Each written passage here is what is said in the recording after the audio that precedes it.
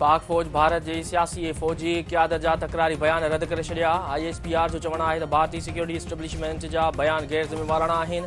भारतीय बयाननि सां ॾखण एशिया में अमन ऐं इस्तेहकाम ख़तरे में पइजी सघे थो। भारतीय अगराई जी सूरत में पाकिस्तान जो रद्द अमल फौरी ऐं तबाही पकड़ींदड़ हूंदो। जंग जो नओं दौरु शुरू थियो त पाकिस्तान पोइते न हूंदो ऐं बिना कंहिं हिबक जे भारत जी ॾोराहनि इलाइक़नि खे निशानो बणाईंदो। भारतीय अगराई ॿिनि एटमी ताक़तुनि खे वॾी जंग जे किनारे ते पहुचायो। भारतीय पंहिंजा तबाह थियल जहाज़ ऐं पाकिस्तान जा ख़तरनाक हथियार विसारे छॾिया आहिनि। भारत पाकिस्तान खे मिटाइण जी ॻाल्हि करे रहियो आहे, पर यादि रखे जेकॾहिं नौबत उते पहुती त ॿिन्ही तरफ़ अंजाम साॻियो हूंदो। बचाव वारे वज़ीर ख़्वाजा आसिफ चयो आहे त मोदी ऐं संदसि टोलो भारत में पंहिंजी साख विञाए चुको आहे। भारतीय फौजी ऐं सियासी क़यादत जा बयान मिटीअ में मिलियल साख ॿीहर बहाल करण जी नाकाम कोशिश आहे। भारत खे 6-0 जे स्कोर तां शिकस्त ॾिनी हुई। भारत ॿीहर अगराई जी कोशिश कई त स्कोर पहिरियां खां वधीक हूंदो। पाकिस्तान अल्लाह जे नाले ते ठहियल रियासत आहे। संदन मुहाफ़िज़ बि अल्लाह जा सिपाही आहिनि। इंशाअल्लाह हिन भेरे भारत पंहिंजे जहाज़नि जे मलबे में दफ़न थींदो।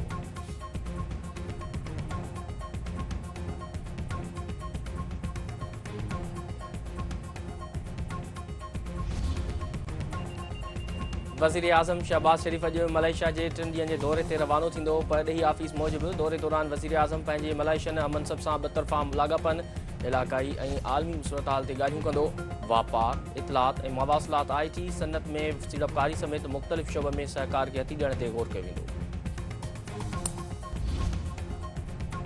वज़ीर आला पंजाब मरियम नवाज़ चयो आहे त पाकिस्तान ऑपरेशन बुनियाद मरसूस में तारीख़ी कामयाबी हासिल कई।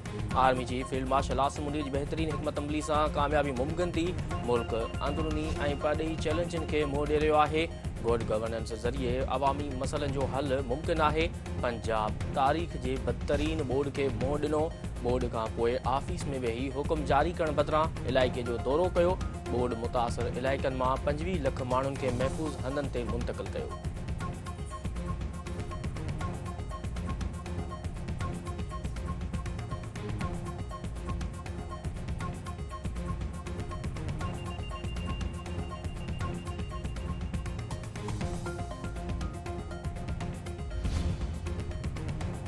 पीपल्स पार्टी ऐं मुस्लिम लीग नून में डेडलॉक बरक़रार। पीपल्स पार्टी ऐं मुस्लिम लीग में डेडलॉक बरक़रार थी वियो। पीपल्स पार्टी मरियम नवाज़ जी माफ़ी वठण वारे मुतालबे ते क़ाइम। वज़ीर आला पंजाब बि माफ़ी न वठण वारी ज़िद तां न लथी। ॿिन्ही पार्टियुनि जी आला क़यादत में राब्ते जो इम्कान। PP जा ख़दशा नवाज़ शरीफ़ ऐं वज़ीर आज़म आॾो रखिया वेंदा। वज़ीर आज़म जो सदर आसिफ अली ज़रदारी या बिलावल भुट्टो ज़रदारी सां सीधी ॻाल्हियूं थींदियूं।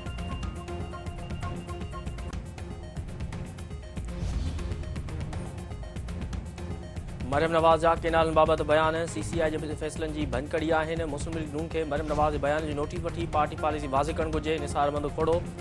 मुस्लिम लीग नून बेफ़ाम 47 ज़रिए सीटूं मिलण खां पोइ पाण खे शींहं सम्झे रही आहे। मरियम नवाज़ जहिड़ी ॿोली ॻाल्हाए रही आहे, कंहिं वज़ीर आला खे न ॻाल्हाइणु घुरिजे। जमील सुमरो मरियम नवाज़ जो तकरारी केनालनि बाबति बयान मुल्क तोड़ण जी साज़िश आहे। हूअ बार बार चई रही आहे त पाणी असांजो आहे। पाणी कंहिंजी जागीर न पर मुल्क जो आहे, जंहिं ते वधीक हक़ सिंध जो आहे। आज थमरा अॻे नंढा सूबा चवंदा हुआ त हक़ नथा मिलनि, हाणे वॾो सूबो चई रहियो आहे त वज़ीर आला पंजाब मरियम नवाज़ जो बयान अफ़सोस जोॻो आहे। मीर मुनवर टालपुर।